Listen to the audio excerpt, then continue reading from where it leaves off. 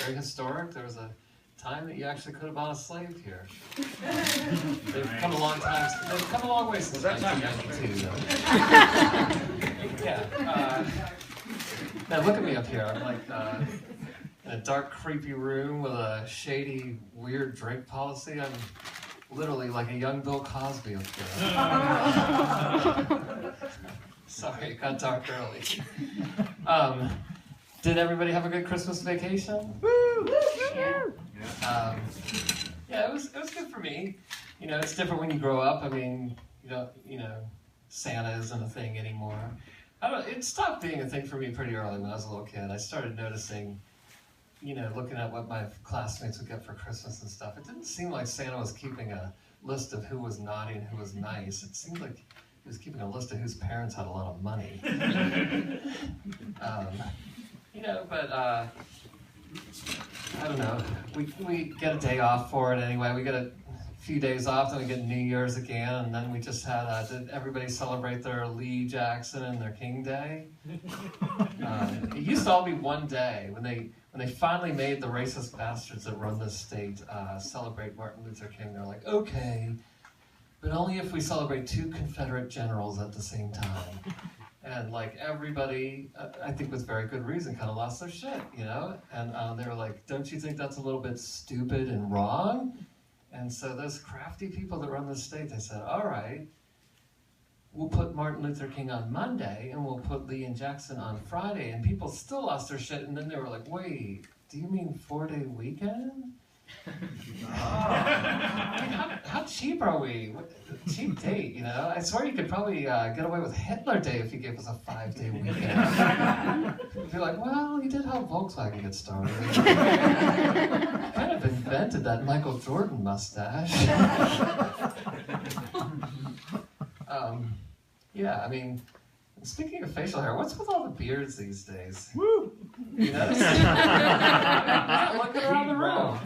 I mean, did anybody besides me notice that, like, just a little bit after all the hair disappeared from women's crotches, all of a sudden it started popping up on men's faces? How did it make the jump?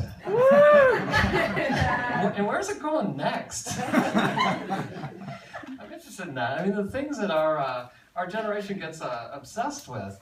I was the latest one is thigh gap. I was reading about that in a Cosmo magazine or something, probably in like a dentist waiting room or something. Definitely not last night at 11:37 in my bathroom.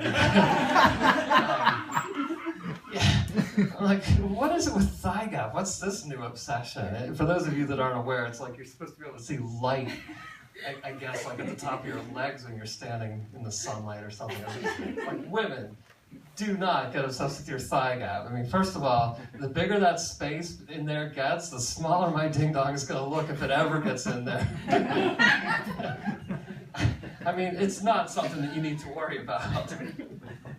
It's like a first world problem, I guess. Well, I mean, not really. I'm sure there's like some serious thigh gaps in the third world too. That's a different issue altogether. Not like I didn't have enough problems like before that issue came up anyway. I mean, I don't know. Hooking up with women and stuff, I don't always know what I'm doing, there's a lot of times I have to ask, like, am I doing it right here, right here? Sort of like a clitorical question, so to speak. And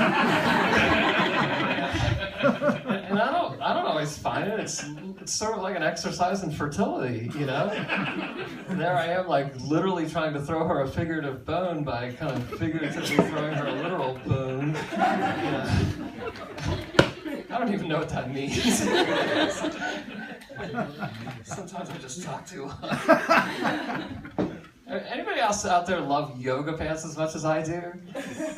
Man, that is one of the best developments of the century, I think. Do you remember when women used to be like, excuse me, my eyes are up here? And now they're like, oh, are you having trouble seeing my butt? Would it help if I just wore nothing but a coat of black paint from the waist down? Yeah, that helps me. Because I'm trying to see your bum. My girlfriend has a nice bum.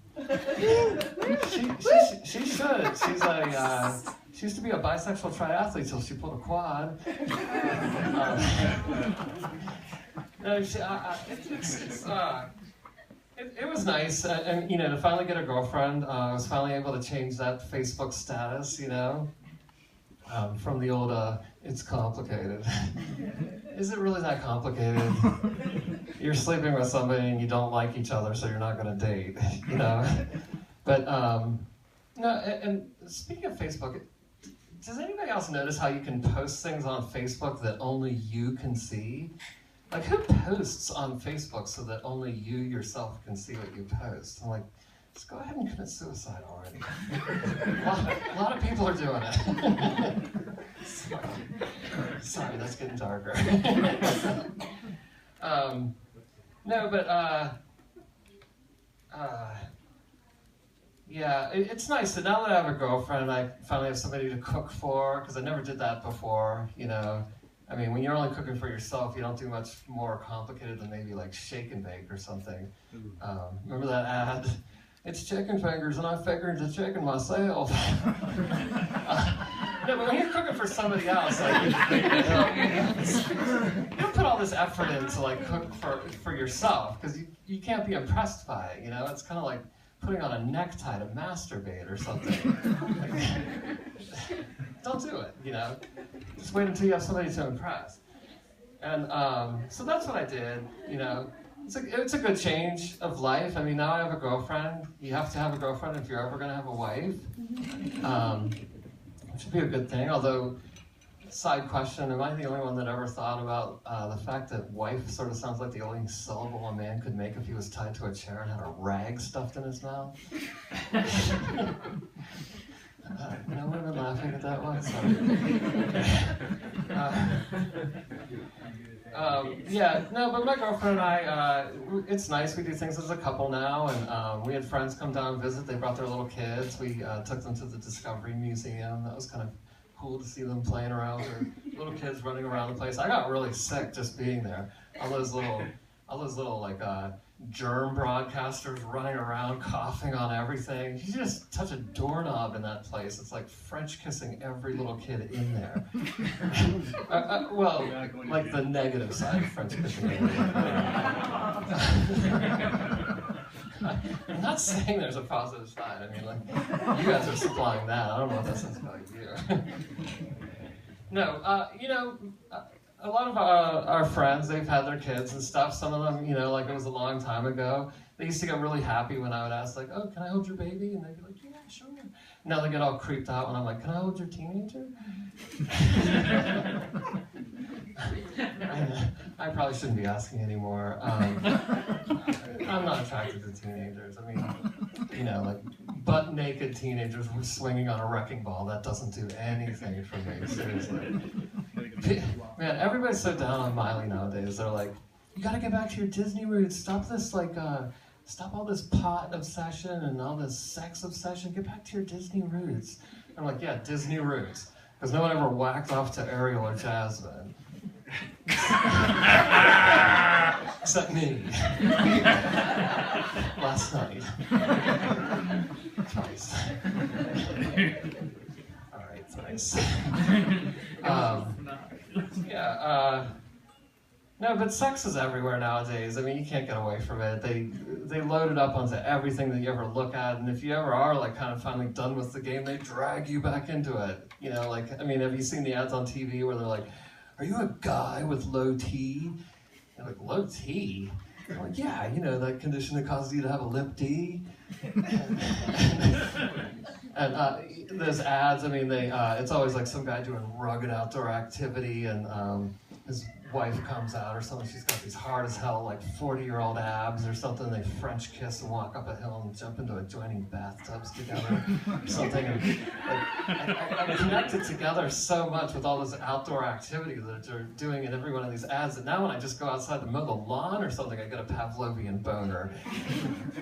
And they don't just stop at the MILFs either. They're like on to GILFs now. I mean, like, have you seen these ads for like Boniva and Citracal and Aspina and stuff? I mean, it's always like these ridiculously perfect bodies, like 65-year-old women or something, walking up the hill in their yoga pants, like throwing flowers in a basket and slinging this silver braid around, squinching back at the camera like, hey.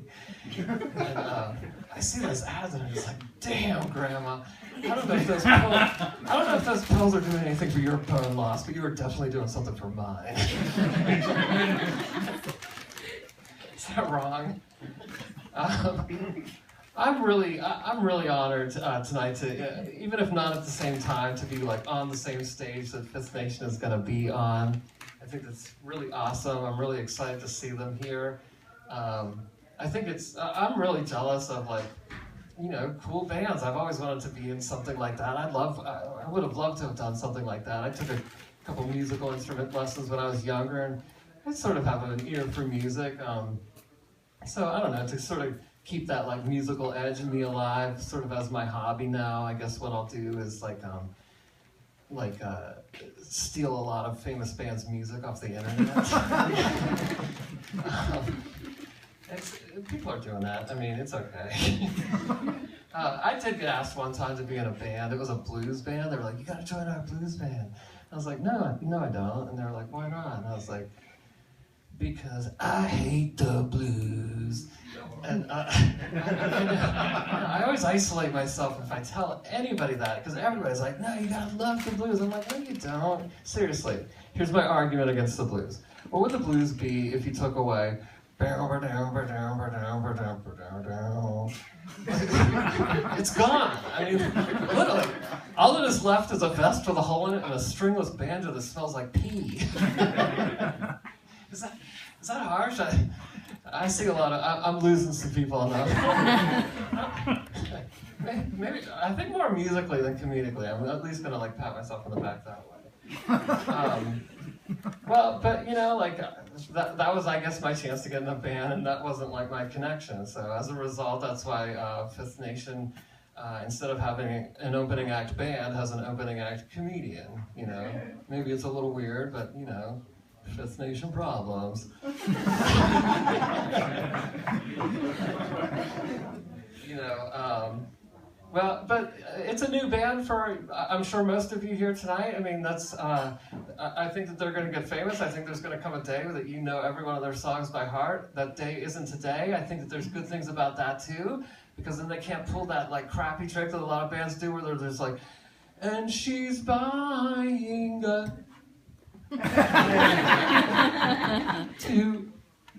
you know, every time a band does that, I'm like, God damn it, I paid $58 to hear you do that. And they always do it at the best freaking part of the song, you know? But, I mean, tonight you are guaranteed to not have that happen because you don't know their music yet, but you will. So, without further ado, let me introduce to you guys Fifth Nation.